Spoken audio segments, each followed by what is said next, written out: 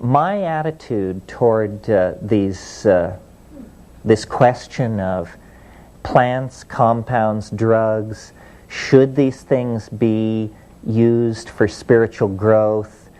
If the answer is no, then that finishes. You don't have to go any further. If the answer is maybe or yes, then other questions arise. Which compounds out of this whole survey, and at what frequency, and at what dosage, and under what circumstances?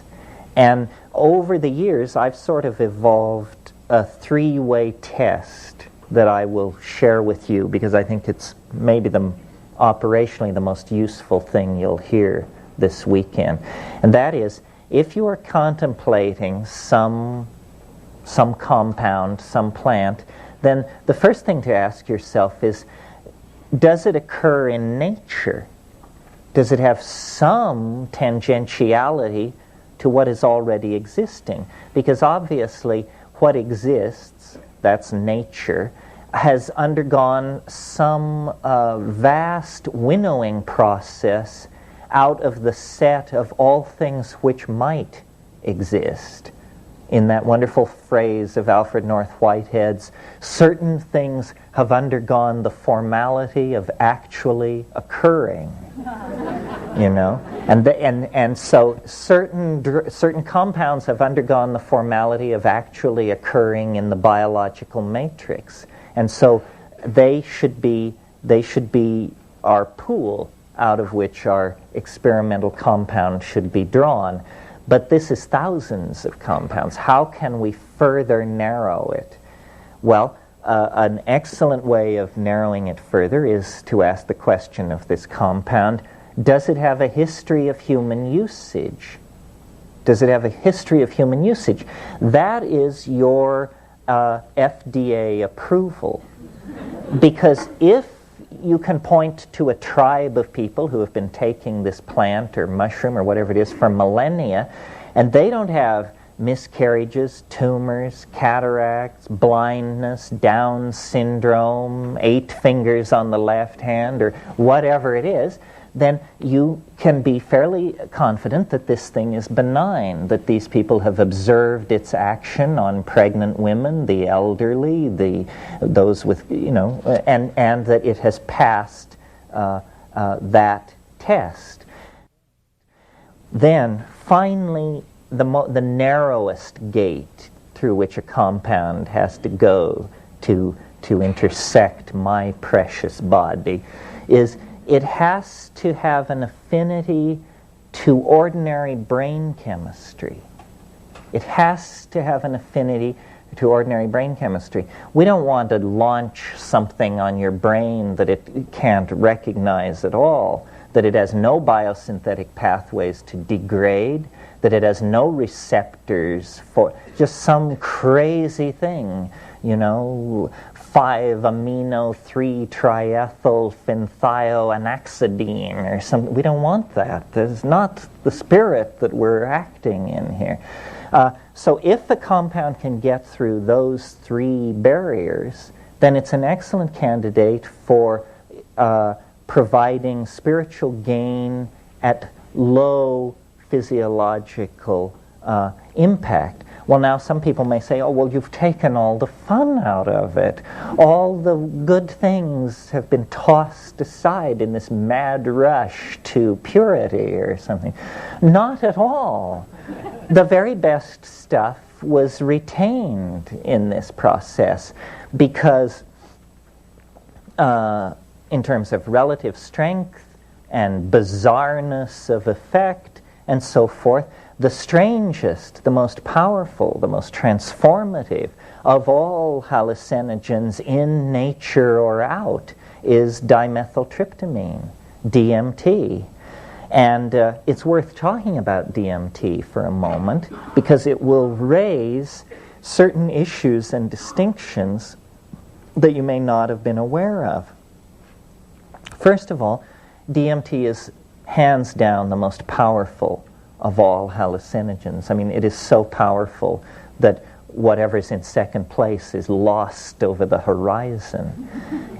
Yet, yet it is the most benign of all hallucinogens because it occurs as an endogenous neurotransmitter in the normal human brain.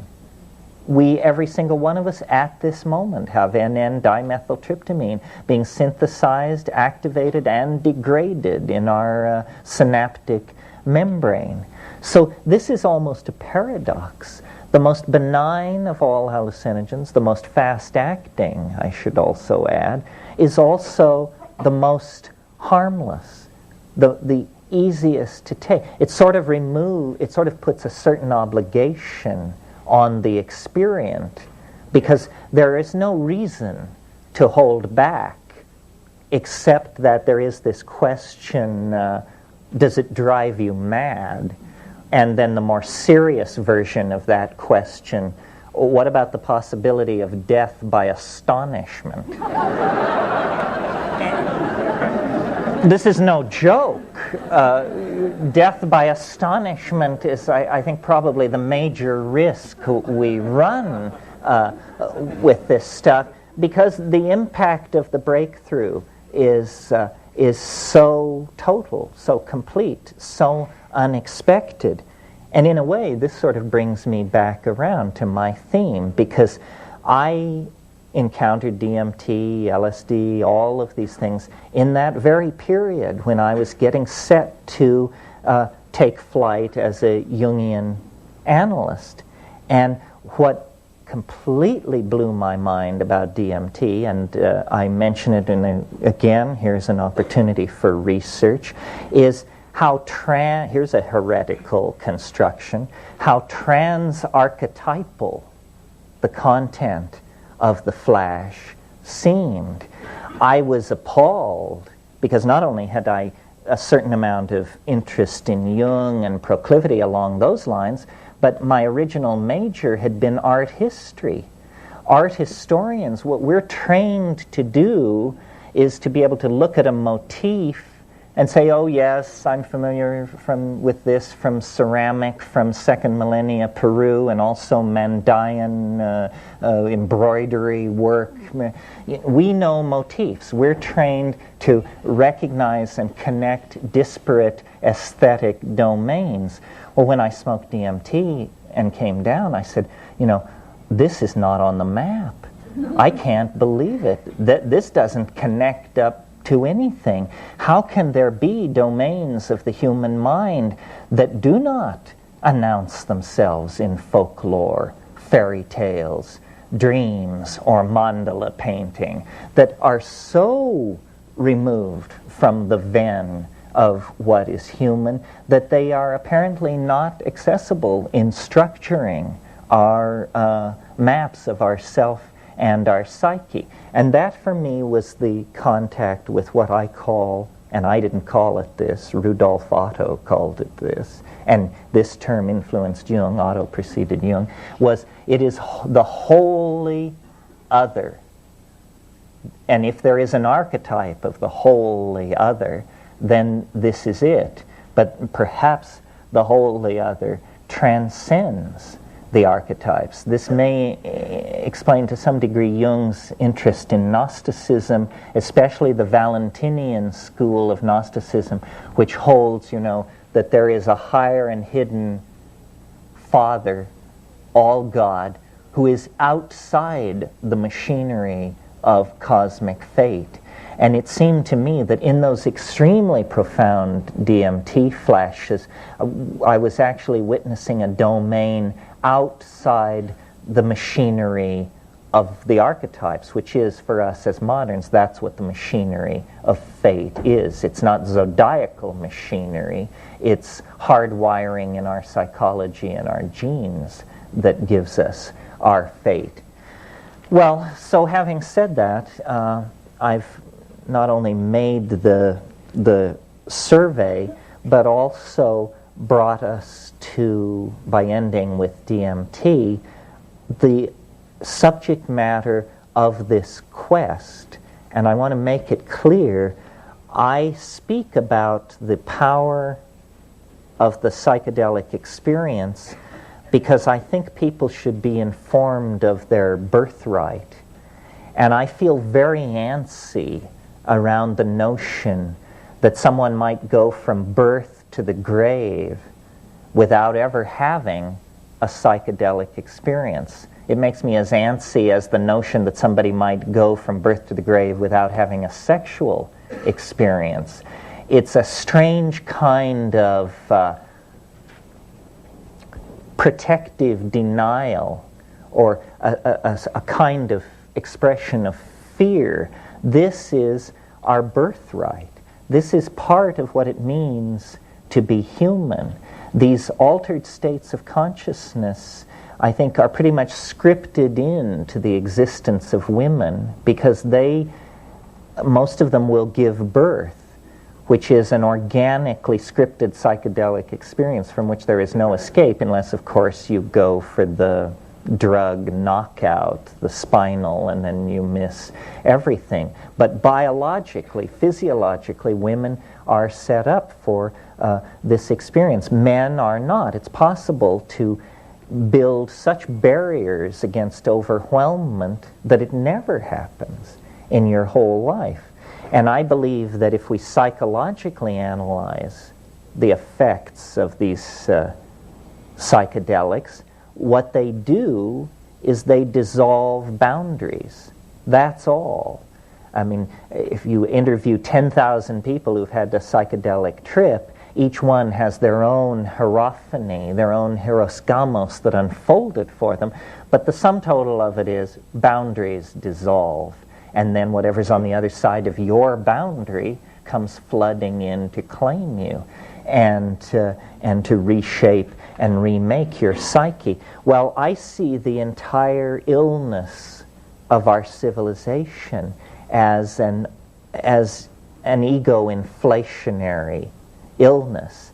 We have gone so sick with ego that we are literally murdering the planet rather than confronting the consequences of our psychic imbalance.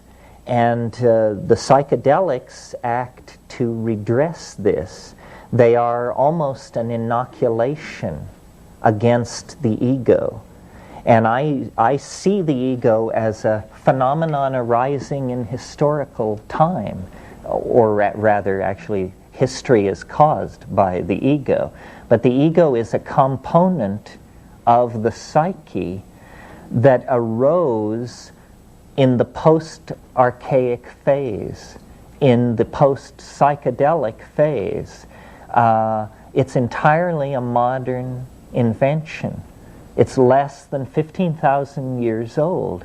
And the assumptions of the ego are the source of our neurosis, our disequilibrium. Why did the ego arise? It arose because of the climatologically enforced abandonment of these psychedelic religions of the archaic period. In other words, here is the scenario as I see it. Primates, even primitive, even non-advanced primates like squirrel monkeys, howler monkeys, these kinds of primates, all have male dominance hierarchies. The whole thing with primates is about male dominance. But a lot of things about human beings mark us as the most unique member of the primate group. Obviously, we look different from any other monkeys. Even the stranger monkeys look more like the normal monkeys than we look like them, or they look like us. Our upright posture. The other thing about us is our suppressed estrus cycle. We cannot tell at a glance whether a woman is in heat or not. And yet, obviously, that had a tremendous shaping force on the social psychology of the primates. I believe that everything about us that is noble and worth saving occurs against the grain. That if we had followed the grain, we would still be competing with jackals for the carcasses left by lions of large game kills on the plains of Africa. But when the African continent began to dry up and we were forced out of the trees where we had an arboreal vegetarian lifestyle, we came under great pressure to expand our diet. And I believe that the great unstudied factor in human evolution and human emergence is the effect of a complex diet on our emerging species. And it's not only the presence of hallucinogens such as psilocybin in the diet, but other things as well. Psilocybin is the most spectacular case, and if you came to see Darwin, you'd have to hear about evolution. So you came to see me, so you have to hear this little theory about human emergence. Most of you can probably recite it by heart now. But it's a three-step feedback loop from a fairly bright monkey to a fairly stupid human being. And the way it works like this: these monkeys come down out of the trees, they're predating on kills of ungulate mammals made by lions, they're competing with jackals, they're testing all the foods in the environment, and lo and behold, in the manure of these ungulate mammals that are irradiating across the African continent, there are what are called coprophytic mushrooms. And the presence of large amounts of tryptophan in manure as a substrate means that these coprophytic mushrooms elaborate psilocybin. So here in this new grassland environment are the psilocybin mushrooms. Well, these proto-hominid creatures testing foods for their diet would reach the psilocybin and would test it. Well, then this three-part feedback loop to humanness then comes into play. And it works like this. Very, very light doses of psilocybin, so light that you cannot an hour and a half or 2 hours later tell you've taken anything. You say, I don't feel it, I feel completely normal, I must not have taken enough. That dose, if you would submit yourself to being tested by an optometric apparatus, we could show you that your vision has improved slightly. This is an effect of eating small amounts of psychoactive amines, increase of visual acuity. Well, you don't have to be a rocket scientist to know that if you're a hunting animal competing in a highly competitive environment and suddenly somebody hands you a pair of chemical binoculars, you are going to be a more successful hunter than other members of your species who are not availing themselves of this food item. So there was reinforcement there. Aha! If we eat these mushrooms in small amounts, we will be more successful hunters. Or maybe it was never raised to consciousness as an if-then relationship. It was just, we eat mushrooms, we hunt well, kind of thing. Then, if you eat slightly more of the psilocybin, if you bring slightly more of it into your diet, it's what's called a CNS stimulator, central nervous system stimulant. An effect of all CNS stimulants is what's called arousal. And arousal means simply that you can't sit still, you're very restless, you're very energetic, and often in the male animal you have an erection. It's an overall systemic arousal. And if you witness this situation in monkeys are very hang-loose kind of characters, and so then they just all fall together in a heap and make love. And this increases what anthropologists and primatologists like to call successful instances of copulation. This means that this increased interest in sex, in combination with an increased success in obtaining food, is creating the perfect situation in which there will be a population boom of these creatures. They're eating better, they're enjoying themselves more, and they have better relationships with each other. So population boom is on the way. Well then, the next and final level is when you raise the dose higher, so you're no longer restless or interested in sex or any of that, but you're flattened with the ecstatic unfolding of the full, numinous, hallucinogenic rupture of plane, then, and this occurs, in the tribal context, then there is boundary dissolution, group sexual activity, and group bonding and identification. And this is where this telepathic coherence, this inner dynamic of cohesion and caring that we see in primitive people to some small degree, and that we imagine must once have been our birthright, this is where it came to be. And at those higher levels of psilocybin, most of you probably know, language is formed by an organ on one side of the brain called Broca's area. Broca's area, the brain being always symmetrically constructed, Broca's area has a twin on the opposite side of the brain, but no one knows what's going on there. It's apparently a silent area of the brain.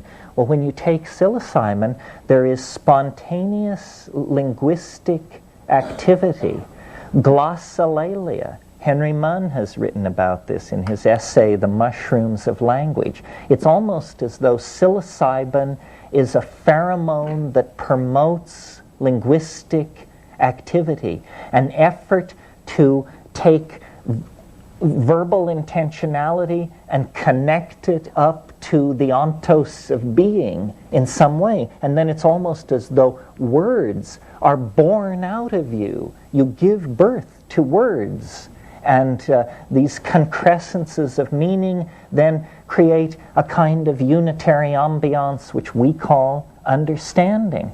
Language is a miracle. I mean, make no mistake about it. I don't think any amount of dissection of monkeys or human cadavers will give you any insight into language. Language is a behavior of some sort, so bizarre, so many orders of magnitude more complex than anything else we do, that for all practical purposes, this is the thumbprint of God upon creation. Human language. And it's a self-transforming thing. It keeps bootstrapping itself to higher and higher levels, and it creates for us the entire ambiance of reality. Once we had words, we quickly replaced reality with them. And so I believe that what psilocybin promotes is cognitive activity, the coordination of visual input with plans and strategies for hunting or acquisition or whatever. It promotes this increased arousal, which really, in a way, this arousal is nothing more than a reclaiming of your animal body. You feel restless, you feel your muscles, you feel your genitals, you feel your place in space and time. You are reclaiming your body, and then finally it inducts you into this domain of the logos, a religious hierophany, something that we as moderns are absolutely as in awe of as our mushroom-munching ancestors 25,000 years ago. We can't reduce it. We don't know what it is.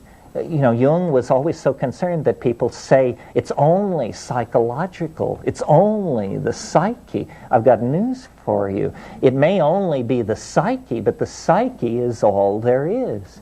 And as we came into a relationship with the mushroom, humanness emerged on the African veldt and was able to stabilize itself for a few millennia, And then we fell into history because of climatological change, for many reasons. But we literally fell into history. And now we operate in this lower domain, a domain of limitation, of misunderstanding, of low-grade languages.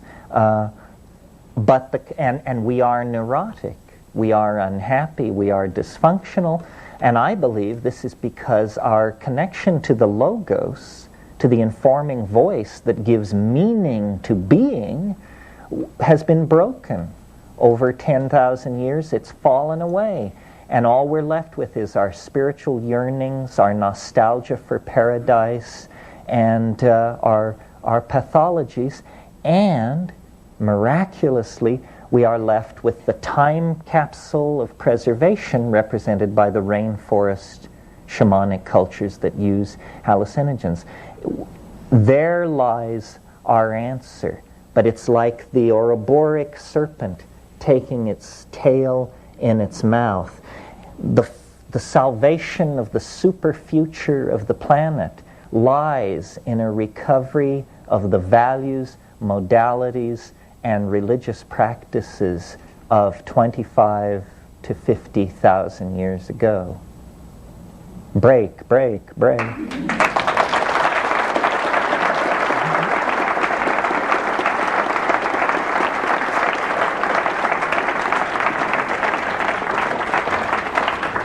I'm going to disappear if